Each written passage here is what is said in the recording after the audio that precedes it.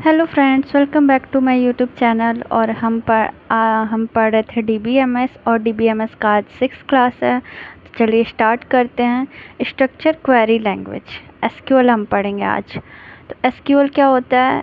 ये एक structure language है जिससे हम डेटा बेस तक पहुंच सकते हैं और उसमें हेर फेर कर सकते हैं, मतलब उसमें अपडेट कर सकते हैं, चेंज कर सकते हैं। तो जैसे एसक्यूएल डेटाबेस तक पहुंचने और उसमें हेरफेर करने के लिए एक स्टैंडर्ड लैंग्वेज है। एसक्यूएल कौन बनाया था? आईबीएम के Donald D Chamberlin and Raymond F Boyce. तो अब इसका मैं ट्रिक देती हूँ आपको याद करने के लिए। वैसे सुनने में थोड़ा ऑकवर्ड है, लेकिन फिर भी। तो चैम्बर हम लोग सब लोग सुने ही होंगे, तो चैम्बर से हम चैम्बरलिन याद रखेंगे। और रेमंड एफ बॉयस, तो बॉयज़ से याद रखेंगे कि एक मतलब कुछ बॉयज़ थे। वो काफ़ी स्ट्रक्चर्ड थे और स्ट्रक्चर वे में रहते थे। तो उन्होंने एसक्यूएल का डेवलप किया था। तो रेमंड एफ बॉयस हो गया और चैम्बरलिन हो गया। तो Donald D Chamberlin and Raymond F Boyce. उसके बाद एसक्यूएल डिज़ाइन किया गया था 1970 में, एसक्यूएल स्टैंडर्ड किया गया था 1986 में, एसक्यूएल सर्टिफाइड किया गया था 1987 में। तो अब इसको कैसे याद रखेंगे? तो 1970 में हमारा RDBMS आया था और एसक्यूएल भी RDBMS है। तो पहला तो हो गया कि डिज़ाइन हुआ था 1970 में। अब उसके बाद आया एसक्यूएल को स्टैंडर्ड किया था एनसी ने 1986 में, और सर्टिफाइड किया था आईएसओ ने 1987 में। तो 1985 में हमारा ऑब्जेक्ट ओरिएंटेड डेटाबेस आया था। और नहीं तो हम उससे तो हम रिलेट किए थे उसको, फॉक्स प्रो को। और हाँ, फॉक्स प्रो को रिलेट किए थे। और फॉक्स प्रो से 1 साल पहले हमने ओरेकल को उसको इसके लिए ट्रिक बनाई थी। तो मिक्सअप हो जाएगा, इसलिए डायरेक्ट याद रखिए कि डिज़ाइन के बाद इसको मान्यता जो है मिला था 16 साल बाद। तो 1986 डायरेक्ट याद रखेंगे, 16 साल बाद मिला था। तो 1986 फिर 1 साल बाद इसको सर्टिफिकेशन मिला था, ये सर्टिफाइड मिला था इसको आईएसओ के द्वारा, एनसी के द्वारा स्टैंडर्ड किया गया था इसे। और 1 साल बाद 1986 में, 1 साल बाद 1987 में ये सर्टिफाइड किया गया था एसक्यूएल के द्वारा। एनसी का फुल फॉर्म क्या है? American National Standard Institute. और आईएसओ का क्या फुल फॉर्म है? International Organization for Standardization. SQL का ओल्ड नेम था सीक्वल। सीक्वल का फुल फॉर्म है structured English query language. SQL के 5 कमांड होते हैं: DDL, DML, DDL, DML और DDL, DML, DCL, TCL और DQL। तो इसको कैसे याद रखेंगे? तो पहला है DDL को बोलते हैं डेटा डेफिनेशन लैंग्वेज, DML को बोलते हैं डेटा मैनिपुलेशन लैंग्वेज, DCL को बोलते हैं डेटा कंट्रोल लैंग्वेज, TCL को बोलते हैं ट्रांजैक्शन कंट्रोल लैंग्वेज और DQL को बोलते हैं डेटा क्वेरी लैंग्वेज। तो उसको डायरेक्ट ही याद रखना पड़ेगा, इसके लिए मेरे पास कोई ट्रिक नहीं है। हाँ, जैसे DCL और TCL को कर सकते हैं कि TCL जो है ट्रांजैक्शन कंट्रोल लैंग्वेज, DCL जो है डेटा कंट्रोल लैंग्वेज। तो ये दोनों सेम है, तो ये 2 हो गया। फिर डेटा डेफिनेशन लैंग्वेज, फिर डेटा मैनिपुलेशन लैंग्वेज, फिर लास्ट में डेटा क्वेरी लैंग्वेज। तो अब DDL में कौन से कमांड्स आते हैं? तो DDL में 5 कमांड आते हैं: create, drop, alter, truncate, rename. तो ऑलरेडी मैंने कई सारे ट्रिक बता दिए हैं, जैसे कि बैप्स बता दिया है और डैड ब्रो बता दिया है। और टाइप्स में भी मैंने DRDO हिंट दिया था। और इसके फीचर्स में, कैरेक्टरिस्टिक में भी मैंने सीड का दिया था। तो काफ़ी मिक्सअप हो जाएगा, तो इसको आप जो है समझें और याद करें। इसके लिए मैं कोई ट्रिक नहीं दूंगी। तो जैसे DDL, तो डेटा डेफिनेशन लैंग्वेज, तो इसमें क्या है? क्रिएट करना है, ड्रॉप करना है, अल्टर करना है, ट्रंकेट करना है, रीनेम करना है। ट्रंकेट जो है स्पेसिफिक रो को डिलीट करने के लिए ट्रंकेट है। ड्रॉप क्या है? ड्रॉप डिलीट करने के लिए, पूरा टेबल डिलीट करने के लिए। और ट्रंकेट क्या है? टेबल नहीं डिलीट होगा, उसके अंदर का डेटा डिलीट होगा। क्रिएट अब डेटाबेस को क्रिएट करेंगे, ड्रॉप डिलीट करेंगे, अल्टर ऐड करेंगे, रीनेम करेंगे। फिर है डेटा मैनिपुलेशन लैंग्वेज। इसमें हम इंसर्ट करेंगे, अब उसको अपडेट करेंगे, डेटाबेस को इंसर्ट करेंगे, अपडेट करेंगे और डिलीट करेंगे। और DCL में है डेटा कंट्रोल लैंग्वेज। इसमें हम ट्रांजैक्शन को ग्रांट और रिवोक करेंगे। मतलब कि परमिशन देंगे, और परमिशन ग्रांट मतलब परमिशन देना, और रिवोक मतलब परमिशन नहीं देना। फिर ट्रांजैक्शन कंट्रोल लैंग्वेज का है कॉमिट, रोलबैक, सेव पॉइंट। तो कॉमिट है कि डेटा सक्सेसफुली ट्रांसफ़र हो गया, रोलबैक वापस आ गया, और सेव पॉइंट है कि जो स्टेज है वो सेव हो गया, जो स्टेज हो रहा है ट्रांजैक्शन का वो सेव हो रहा है। और सेलेक्ट है कि डेटा को सेलेक्ट करने के लिए क्वेरी लैंग्वेज में सेलेक्ट कमांड होता है। तो 5 कौन कौन से कमांड हुए? Data definition, data manipulation, data control language, data transaction control language और डेटा क्वेरी लैंग्वेज। और डेटा डेफिनेशन लैंग्वेज में 5 होता है। सबसे पहले हम DBMS क्रिएट करते हैं, क्रिएट के बाद आता है अल्टर करते हैं, मतलब इंसर्ट करेंगे, ड्रॉप अगर डिलीट करना है हमें टेबल, और ट्रंकेट अगर हमें टेबल नहीं डिलीट करना है, रो या कॉलम डिलीट करना है तो ट्रंकेट का यूज़ करेंगे। अगर हमें डेटा को रीनेम करना है तो रीनेम का यूज़ करेंगे। उसके बाद DBML अगर डेटा इंसर्ट करना है, DML डेटा मैनिपुलेशन लैंग्वेज अगर हमें इंसर्ट करना है डेटा उसके लिए है, अपडेट करने के लिए अपडेट कमांड है, और डिलीट करने के लिए डिलीट कमांड है। फिर डेटा कंट्रोल लैंग्वेज अगर हमें किसी को ग्रांट करना है डेटाबेस में हेर फेर करने के लिए तो ग्रांट हो गया, रिवोक, और अगर परमिशन नहीं देना है तो रिवोक हो गया। फिर ट्रांजैक्शन कंट्रोल लैंग्वेज अगर कॉमिट ट्रांजैक्शन जो एक सक्सेसफुल हो गया तो कॉमिट होगा, रोलबैक ट्रांजैक्शन अगर फेल हो गया तो वापस जो है वापस आना डेटा को, वो रोलबैक होता है। सेव पॉइंट जो ट्रांजैक्शन जो का जो भी स्टेटस होता है उसको सेव करना, तो सेव पॉइंट होता है। डेटा क्वेरी लैंग्वेज सेलेक्ट का यूज़ करके हम क्वेरी कर सकते हैं। तो ये हो गया SQL के 5 command: data definition, data manipulation, data command, data control language, transaction control language, data query language और उनके कमांड। तो जैसे फुल फॉर्म है मैंने बता दिया आपको: डेटा डेफिनेशन लैंग्वेज DDL का, DML का डेटा मैनिपुलेशन लैंग्वेज, DCL का डेटा कंट्रोल लैंग्वेज, TCL का ट्रांजैक्शन कंट्रोल लैंग्वेज, DQL का डेटा क्वेरी लैंग्वेज। DDL क्या होता है? DDL जो है यूज़ किया जाता है क्रिएट करने के लिए, मॉडिफाई करने के लिए और डिलीट करने के लिए डेटाबेस का स्ट्रक्चर। मतलब डेटाबेस का स्ट्रक्चर जो है उसको हम क्रिएट करें, मॉडिफाई करें, डिलीट करें, उसके लिए DDL है। और ये जो है डेटाबेस के स्कीमा को डिफ़ाइन करता है। DDL का उपयोग डेटाबेस स्ट्रक्चर को बनाने, अपडेट करने और हटाने के लिए किया जाता है। डेटाबेस के स्कीमा को ये डिफ़ाइन करता है। तो डेटा डेफिनेशन लैंग्वेज क्या करता है? जो स्ट्रक्चर को बनाएगा, क्रिएट करेगा और अल्टर करेगा, क्रिएट, अल्टर, डिलीट करेगा, ड्रॉप करेगा और रीनेम करेगा। तो डेटाबेस स्कीमा को ये डिफ़ाइन करता है, डेटाबेस के स्ट्रक्चर को। Create, alter, drop, truncate, rename. तो क्वेश्चन कैसे आते हैं वो भी मैं आपको बता दे रही। जैसे कोई एक कमांड दे देगा और 4 ऑप्शन दे देगा: DDL, DML, TCL, DCL, और पूछेगा कि ये जैसे ड्रॉप कमांड है वो किस में आता है। तो हमें बेसिकली जो कमांड्स हैं वो याद रखने हैं। फिर ड्रॉप, ट्रंकेट, क्या होता है, तो ड्रॉप जो है सारा टेबल को डिलीट कर देगा, डेटाबेस को, और ट्रंकेट क्या है, सारे रोज़ को डिलीट कर देगा, टेबल के अंदर जो रोज़ हैं उसको डिलीट कर देगा, लेकिन टेबल को नहीं करेगा। तो ये है ड्रॉप और ट्रंकेट में डिफरेंस।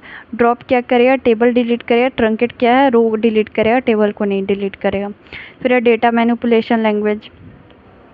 तो डेटा मैनिपुलेशन लैंग्वेज क्या करता है, ये यूज़ होता है इंसर्ट के लिए, डिलीट के लिए, अल्टर के लिए और अपडेट के लिए। मतलब DML command is use to insert, delete and update data in a database. तो मैंने बताया था कि अगर हमें डेटा को इंसर्ट करना है, डिलीट करना है, अपडेट करना है, तो हम यूज़ करेंगे डेटा मैनिपुलेशन लैंग्वेज का।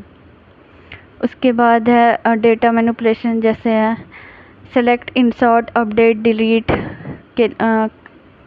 उसके बाद है डिलीट और ट्रंकेट। क्या होता है, डिलीट जो करता है वो एक रो टेबल का कर सकता है जहाँ पे क्लॉज यूज़ होता है, एक या एक से ज़्यादा रो।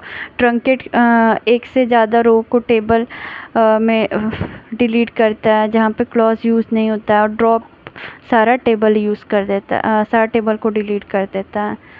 उसके बाद है डेटा कंट्रोल लैंग्वेज। तो डेटा कंट्रोल लैंग्वेज प्रिविलेजेस देता है, ग्रांट मतलब परमिशन देता है, रिवोक जो है परमिशन हटा लेता है। तो grant command is used for permitting the user, whereas the revoke command is used for removing the authorization. मतलब यूज़र को परमिशन देना वो ग्रांट कमांड होता है, और रिवोक कमांड होता है कि ऑथराइजेशन को रिमूव कर लेना। उसके बाद transaction control language, commit, roll back, save point 3 होता है। जैसे ट्रांजैक्शन है, बिगिन हुआ तो सक्सीड हो गया तो कमिट हो गया, और फेल हो गया तो रोल बैक हो गया। जैसे ये है ट्रांजिशन 0, 1, 2, सेव पॉइंट है तो स्टेटस को सेव करता है save point. Transaction control language, commit जो है परमानेंट होता है, सेव चेंज, और रोल बैक जो है अनडू हो जाता है, और सेव पॉइंट क्या है, create points within the groups of transaction in which to roll back.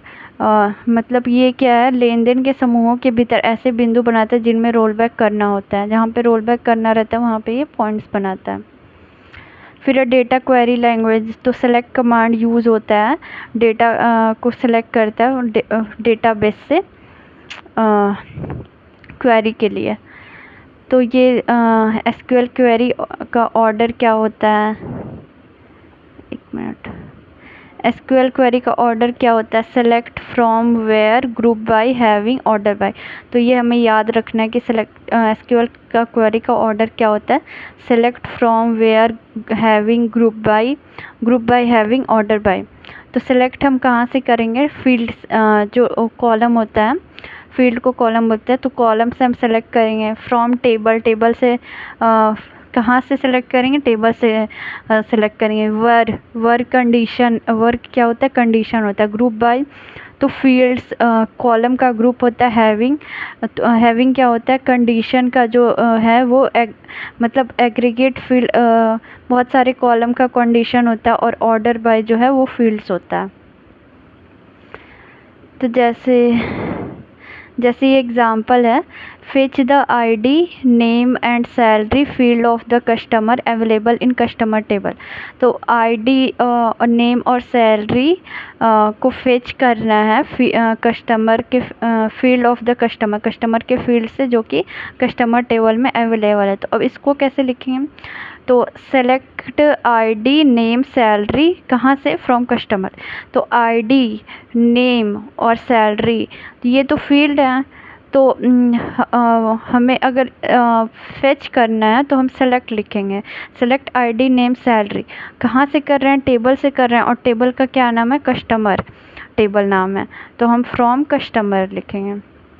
Next example, fetch the ID, name and salary field from the customer table were the salary is greater than 2000। तो ID, name और salary को fetch करें customer table से जहाँ पे salary जो है वो 2000 से ज़्यादा है। तो मतलब ऐसा ID नेम से हम पर्टिकुलर इंसान को पता कर लेंगे, और टेबल से हमें पता करना है। और ग्रेटर देन, जिसकी सैलरी, ऐसे कौन कौन लोग हैं जिनकी सैलरी 2000 से ज़्यादा है, तो उनका आईडी निकालो, नाम निकालो। अगर हमें आईडी निकालनी है, डेटाबेस है, मान लीजिए एक डेटाबेस है, और हमें क्या करना है कि हमें पता करना है कि ऐसे कितने लोग हैं उस डेटाबेस में जिनकी सैलरी 2000 से ज़्यादा है, तो उनकी आईडी और नेम चाहिए हमें। तो हम कैसे, तो इसको हम कैसे टेक्निकली लिख कर इसको फाइंड करेंगे, तो हम लिखेंगे सेलेक्ट का यूज़ करेंगे। सेलेक्ट, हम कॉलम सेलेक्ट करेंगे आईडी, नेम और सैलरी की। तो आईडी, नेम, सैलरी होगी, क्वेश्चन में भी लिखा है आईडी, नेम, सैलरी को फेच करने के लिए। कहाँ से करेंगे? टेबल से करेंगे, तो फ्रॉम कस्टमर टेबल का नेम है। फिर कंडीशन दी हुई है, तो कंडीशन के लिए वर यूज़ करते हैं, तो वर सैलरी ग्रेटर देन 2000, तो हम ऐसे लिखेंगे। फिर जिनके भी 2000 से ज़्यादा है सैलरी, उनके नाम आ जाएंगे। जैसे ये है चैत्री का, उसके बाद ये है महार्दिक का, ये कोमल का, मफ़ी का, इन चारों का नाम आ जाएगा। उसके बाद है क्वेश्चन है, fetch the ID, name and salary field from the customer table for a customer with the name Hardik. ID, name और सैलरी को फेच करें कस्टमर टेबल से जहाँ पे कस्टमर का नेम हार्दिक है। तो हम कैसे करेंगे? सेलेक्ट आईडी, नेम, सैलरी, मतलब इसमें क्वेश्चन में क्या बोल रहा है कि मान लीजिए हमें पता करना है कि हार्दिक का आईडी, हार्दिक की कितनी सैलरी है, हमें ये पता करना है। तो और उसका आईडी क्या है, उसकी सैलरी क्या है, उसका नेम क्या है, तो कैसे हम लिखेंगे? सेलेक्ट आईडी, नेम, सैलरी, ये कॉलम हो गया, तो सेलेक्ट, हम कॉलम को सेलेक्ट करेंगे। तो आईडी, नेम, सैलरी, कहाँ से? टेबल से, तो फ्रॉम कस्टमर, और कंडीशन है वर नेम हार्दिक। तो हार्दिक जो है उनकी सैलरी 8500 है और आईडी 5 है, तो ये सो हो जाएगा। फिर एक कॉन्स्टेंट इन एसक्यूएल। कॉन्स्टेंट क्या होता है? तो इंटीग्रिटी कॉन्स्टेंट, मतलब एसक्यूएल में बाधाएं क्या क्या होती हैं। कॉन्स्टेंट मतलब बाधाएं, तो एसक्यूएल में वफादारी बाधाओं का अर्थ है। इंटीग्रिटी कॉन्स्टेंट इन एसक्यूएल में वफादारी बाधाओं का अर्थ है।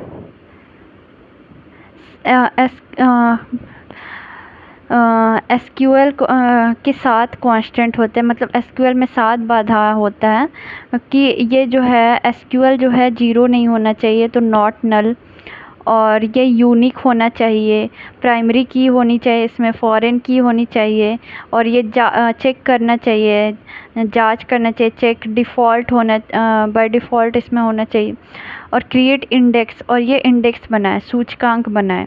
तो 7 हो गया। अब इसको कैसे याद करेंगे?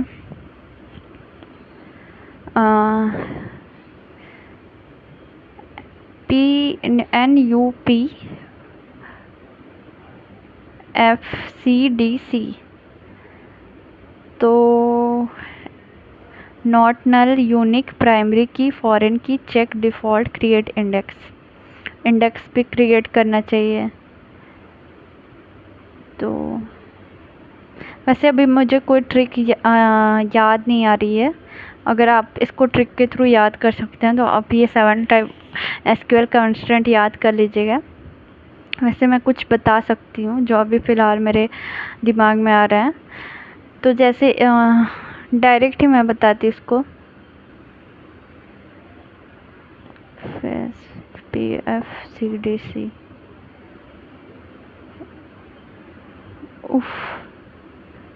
PCDC, चलिए मैं डायरेक्ट ही बता देती।